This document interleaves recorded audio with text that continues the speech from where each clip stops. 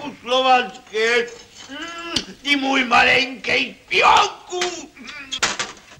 Neboj se, kozáci budou na Moravě, co by dub. Ale je ruský car. My ho uděláme českým králem. To se ví. France Josefa stejně už nemůžou pustit za hajzlu, aby jim nepodělal celý šembloun. Neblázněte, teď jsme na četnický stanici. Bavo, jdou sem. Skočí do hospody, mi pošlo ještě jednu kontušovku. Jdou. Pane strážmistr, daj mi nějakou tu zlatku. Už jsou mě 3 roky dlužní za posluhu. Čej, bábo, nebo ji nám zavřít? My dobře víme, že váš syn je pytlák. A mažou.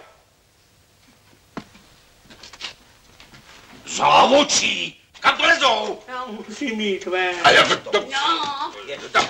Starý sokolíci, starý sokolíci.